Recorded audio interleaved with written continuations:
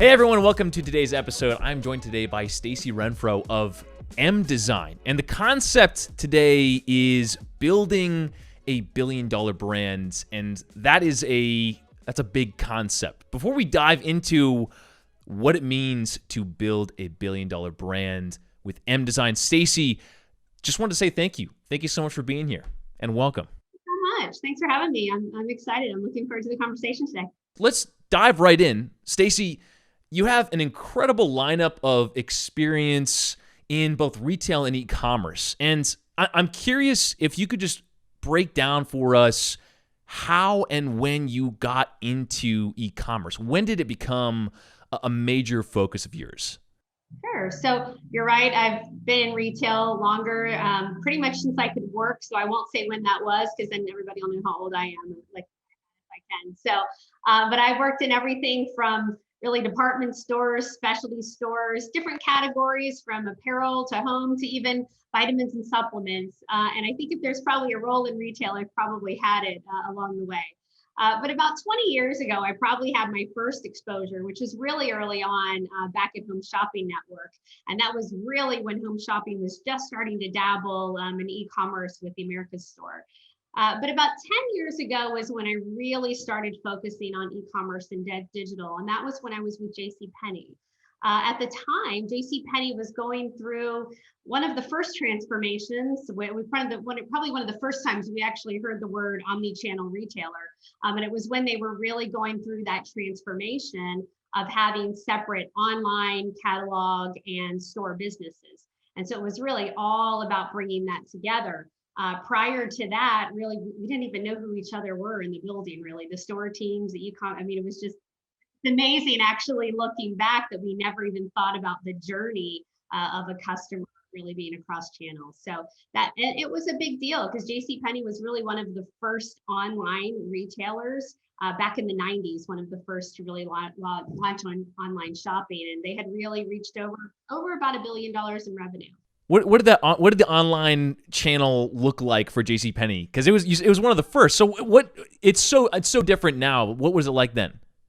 It's so interesting, though it's so different. There's still so much that's the same. Their website was so incredibly optimized in the sense of, how you navigate, how you shop. And one of the things that I actually still to this day from a user experience talk to a lot of people about is, a lot of the scenery has changed around the road, but you're still going down the road. And the way that a shopping funnel works, So it was still very much about technology and data and everything that really makes an e-commerce site work. And I would say the biggest difference is today versus where the site was then, as an example, is just about much more rich content and more robust experiences versus just transactional purchasing and sorting and navigation. I think that's probably the biggest.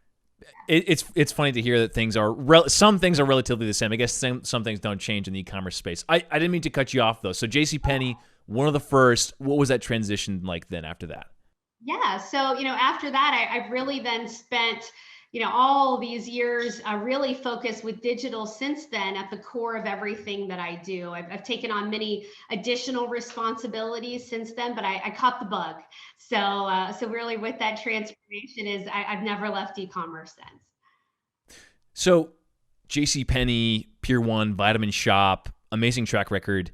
What would you define? Those three alone are big breaks, but what would you define as your first big break into retail and e-commerce, however you define that? Yeah, so it's actually a super interesting question and it's going to go back to JCPenney because it's really how I ended up in e-commerce.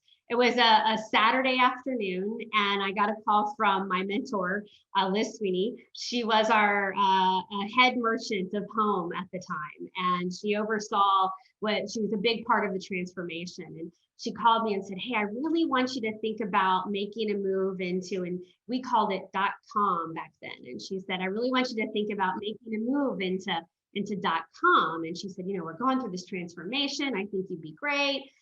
And I sort of had pause because at the time it was the tail of the dog, right? It was the smaller portion of the business. We were $14 billion retailer. It was $1 billion of the 14 to 15 billion.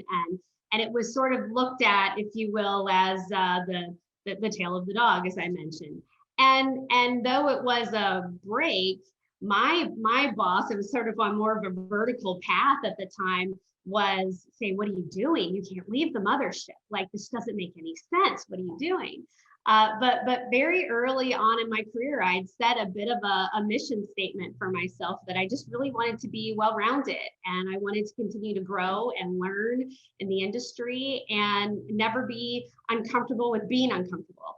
And so I thought, I'm going to take the leap. Like, I'm a customer and I certainly see this channel growing. So let's see how it goes. And again, like I said, I caught the bug, and it certainly has been what I call that first break, if you will, that really changed the trajectory of my career. Most people would not have looked at it as a break at the time, actually. That's so interesting. Do you think you ever could have seen e-commerce turning into something that it is today? At the time, no, I certainly didn't. At the time, I was thinking of it much more from this connected shopping experience of connecting still with sort of brick and mortar at the foundation and at the center, at the core. I at the time, absolutely, I wish I would have invested in a lot of different things, but I certainly didn't see it becoming everything that it is today as quickly as it did. That's really interesting to hear, and we'll get into e-commerce a bit more towards the end, talking about transition. I'm curious, we're talking about the focus of the conversation is with mDesign. And mDesign is so interesting to me because it is a digitally native brand. And when you compare it to something like the track record of JCPenny, Pier 1, Vitamin Shoppe, it's just interesting to even zoom out a little bit and analyze that big momentum movement into something like mDesign from everything else that you've done. So I would love to hear a bit about the transition into mDesign. What did that look like? Sure. So pretty much after that first leap, if you will, I've maintained digital and e-commerce in every one of my roles and responsibilities. They've expanded to include marketing, customer experience, inventory, sort of go down the list. But digital has been at the center. And in addition, every one of those companies and experiences have been either ground up builds. At Pier 1, as an example, it was really launching the site and growing it from nothing to 500 million over the course of 5 years. So a very sort of fast growth, high growth, ground up build, to then also transformations. Vitamin Shoppe, there was a lot of digital transformation, a lot of transformation with the company. And all of those things have really then, led to things that were important for me in my next role. That combined with the fact that, as I talked a little bit about this, transition from brick and mortar to e-commerce and that rub that existed 10 years ago, I've, over the last handful of years, felt that same resistance with marketplaces, where marketplaces are now 62% of all online sales, yet brands, retailers, consumer goods companies, you name it, they're still sort of fighting a little bit of selling on marketplaces because, wait, we can't control things as much there, so we don't want to be there. Well, the fact of the matter is that's where the customer's going. So, and that's exactly what was happening back in the day. God, I sound like an old lady today, but like back in with this move from brick and mortar to online as well. So what I loved about mDesign is, as I was really taking the time to think through the opportunity, there were some things that were really important for me that I loved about mDesign. And that was, one, it was high growth, where I really had that experience, expertise, enjoyed. I love the digital first mentality. I'd spent so many years sort of fighting and trying to change organizations to think digital first. And hey, it's all we had to think about. We didn't have to think about stores. It was fantastic. A bit of a disruptor in the industry. I believe that absolutely being a brand that originated on marketplaces and truly building a brand that way is a bit of a disruptor. And I think what is first of many, many to come. And then embracing the marketplace, like I mentioned, just be understanding that don't fight the customer, go where the customer is, and figure out how to then change on our end to really build that brand for marketplaces.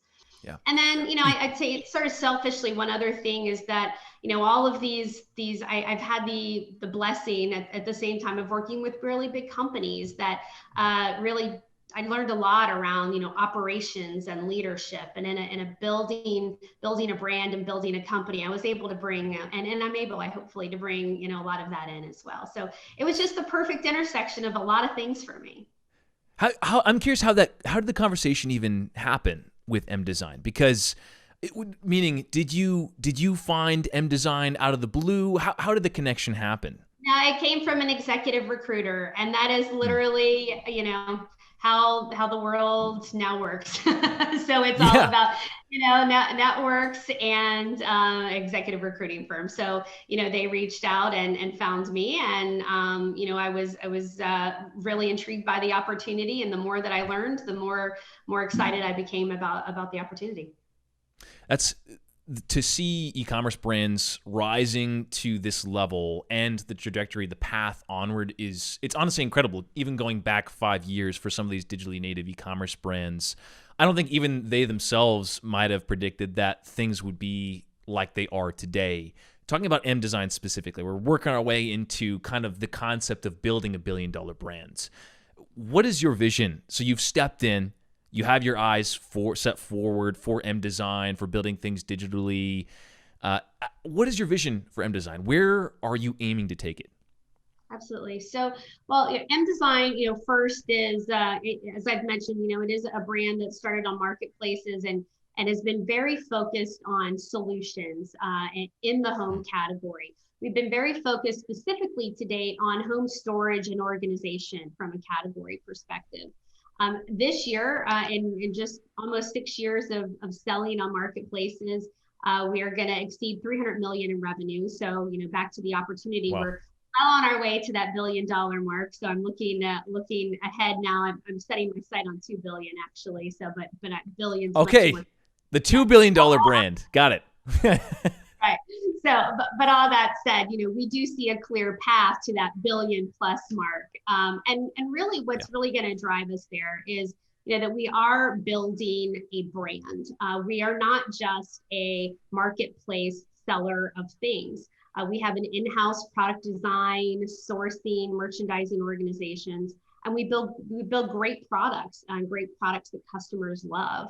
And it's then also putting all of those brand building efforts outside of the marketplace as well to truly build a brand. So we have a lot of different tactics, if you will, that we see taking us from that 300 million to over $1 billion. But at the core, it is really about building a brand in the home category that is focused on solutions with many expansion opportunities, whether that's where we sell to what we sell.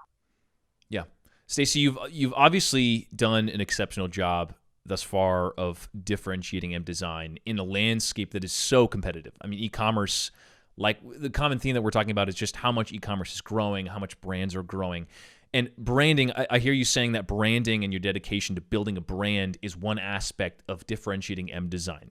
So talking strategically, what other major factors of differentiation would you say that you've helped bring to the table with mDesign, that mDesign is implementing to help separate themselves in such a competitive landscape?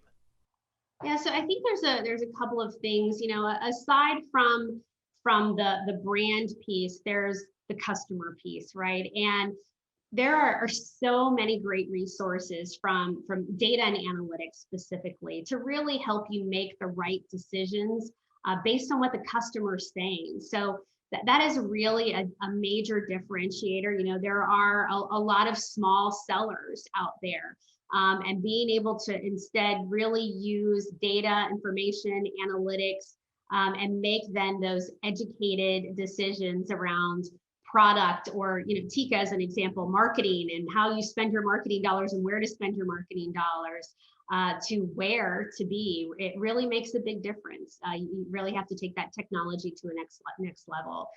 In addition to brand building, and then I'm a bit of a product person at heart, and we pride ourselves on product and as well. And I think you have to just make sure that you're also really focused on the quality and your value and the differentiation of your product. And we're really proud of that. We have over, on Amazon as an example, we have over 300,000 reviews and an average 4.8 star rating. So I think it's hopefully the customer that is speaking for us in terms of that quality and style. The product is a common theme of the conversations that I've had on the show thus far. And I'm curious to pull this out just briefly. What does it mean to create a product that people actually want to buy? Product quality is huge, and creating a product in your space specifically, mDesign space, let's say. What goes in? How do you make a product that people want to buy?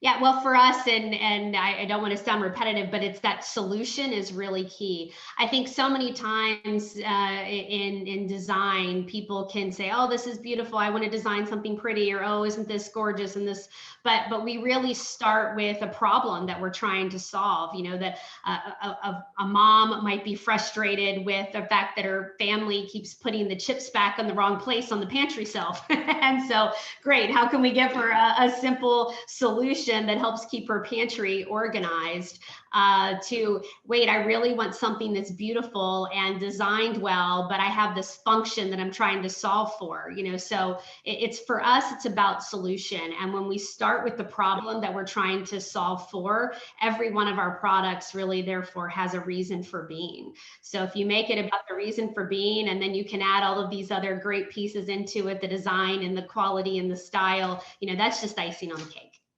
Yeah. Talking about problems or challenges, let's talk about challenges that you've experienced growing mDesign so far. And that could be, it could be in e-commerce, it could be branding, whatever it is. What are some of the biggest challenges that you've had to push through to get to the point that you are now? Yeah, so gosh, I think one of the hardest things, and this is probably true for any, you know, really quickly growing business, but you have to really put the wheels on the car while you're driving down the road. And that's not always easy, because the sales are going, the growth is going, you see the opportunities, but simultaneously, when you're growing that fast, you haven't necessarily had the time to stop and say, wait, we need to build the foundation. Do we have the right ERP in place? Do we have all the right data and information in the right places? You know, and so it's really being able to sort of pause at the same time and build the foundation while you're growing. And that's a lot easier said than done. It's a lot easier to just start from scratch and have it all ready to go, and then let's hit the ground running, right? The high growth, I think, was really unexpected for mDesign.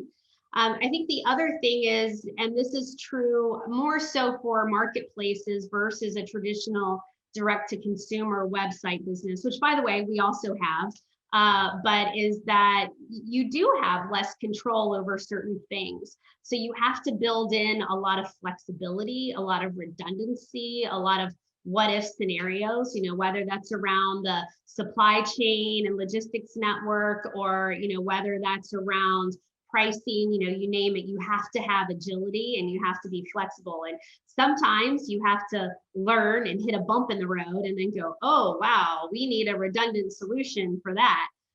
So, you know, I think that's, it's definitely the hard part. And not everyone's cut out for that, right? So I think with anything, it's people, right? And really getting the teams and the organization to love, you have to love those bumps, you have to love those challenges. And know that it's not going to be perfect while you're growing. The two have to work in tandem. Yeah, and you're building a team. You're building a brand. You're also building a team, an entire organization to make this work. I want to mix the past and the present a little bit. What are some of the biggest lessons that you've learned from your past, JCPenny, Pier 1, Vitamin Shoppe? What are some of the biggest lessons that you've been able to bring with you that have really allowed you to grow mDesign? Sure, that's a bit of a loaded question because I have so many. Yeah, but you know, I think there's probably a few common themes in there, really, and some from my own personal lessons, and some from just the organizations that I've worked with, and some of the stories I think that probably some of the viewers know, right? But one is just stay true to your customer. You know, you have to listen to who your customer is, whether it's what they want to shop, where they want to shop, how they want to shop. Don't try to change who your core is. You can certainly work on getting more around the peripheral, but don't try to change, the core of who you are. I think one of the other things is how to really weather the ups and downs. It's very rare that any business is just straight up all the time. And I've worked for some organizations that have gone through some very challenging times, even if the online business under the covers was the growth vehicle. And I think, at least myself, I've learned more through the tough times than through the good times. And it's in those bumps along the road and those challenges that you have to dig really, really deep to understand what's going on in your business and how to drive the business. So I've learned a lot about embracing those bumps, embracing the downside. It's not going to always be pretty, but you're going to learn something from it. And I tell my team a lot that, and I know I just sort of did the little, up arrow here, but in most companies, it kind of goes like, it's a little stair step, because sometimes you'll plateau out, and that's okay, because you're learning something that's going to accelerate you on the other end. You mean it's not just straight up? Gosh, I wish. It was always straight up all the time. Yeah, this would be so much fun. And then I think the last thing, actually, which you hit on kind of leading into this question, is I have been really fortunate to work for companies that have invested in me, invested in people, investing in developing people, and have put that leadership and people at the center of everything. And so I invest a lot in people, and I certainly like to believe that I'm bringing that to mDesign, and hope that my team would say the same thing. So definitely sort of the leadership element and valuing people as the root behind all of it, I think is another huge lesson learned. I want to land the plane here, talking about, let's look ahead a little bit now. The broad question here is what's next for mDesign, but breaking that down a little bit, I would like to dig into your strategy for moving ahead, and that could involve new technologies, it could involve specific strategy, it could involve Teikametrics. What does the path ahead look like for you, for mDesign, to reach that $2 billion goal? Absolutely. So, some I've hit on, such as product expansion, right? We know we have a lot of room to go much more broadly in adjacent categories, staying true to home. But a couple other things is we are expanding into other marketplaces and building our own website further. So we've recently launched on Target, Walmart, Wayfair, Overstock, and we have a pretty robust roadmap ahead of us in terms of where else we plan to sell.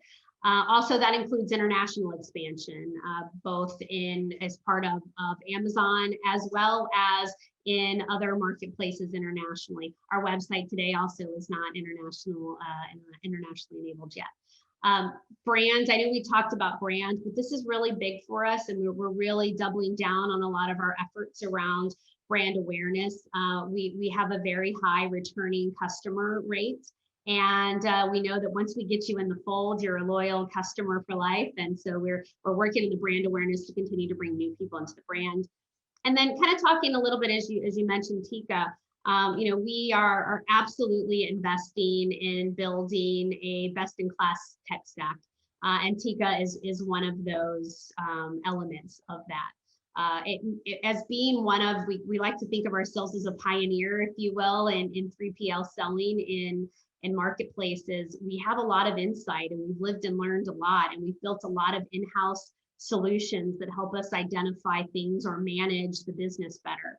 We think that by continuing to build on this stack with both internal and external partners and resources, that we can have something that really differentiates us for us, but could also be a potential collective solution for other third-party marketplace sellers, which then probably leads to the last strategy, last tactic in our strategy, is that we are looking at, there's a lot of consolidation going on in the space. So we're looking at where it makes sense to potentially acquire other smaller third-party sellers, wrap them into our fold to help accelerate all of these things, right? Accelerate our product expansion, have them utilize our tech stack and all of the other strengths that we have, and really leverage all of that across the board. So probably about 5 or 6 key things in there.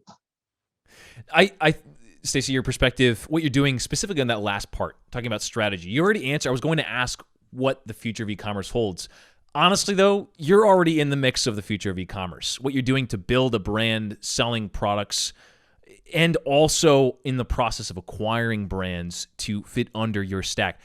It's an amazing strategy, and I think what you're doing is at the forefront of what's to come. And it's also good to hear where the alignment is with something like Teikametrics and with mDesign, where there's this collaboration of data, of technology to further brands. And that's why I love this collaboration so much, is because both are going for the same thing, which is to change this space for the better, to be at the forefront of e-commerce. Stacey, thank you so much for being here, for being present, for taking time to just be here and talk through your experience. It's been amazing. I'm curious, final question, personal question. What is the most impactful habit or discipline that's contributed to your personal growth and success? It's probably two things. So one might sound a little less fun, but shopping. And when I say that, it's because you have to be the customer, right? And always be able to look from the outside in. It makes what I do fun. It doesn't make it work. It makes it simply making it better to be a shopper and to be a customer. And then on somewhat of a light note, I guess, I don't sleep much during the week, but boy, I power sleep on Saturday. And that power sleep on Saturday is what gets me through. So shopping and power sleeping. I mean, hello. How blessed am I to have this job, right? That's fantastic. You can fit them both in on the same day. You can do them both on Saturday. Stacey, thank you so much again. Love the knowledge, love your story, love the progression, and I'm really looking forward to seeing where you take mDesign. Great. Thank you so much, and thank you for having me.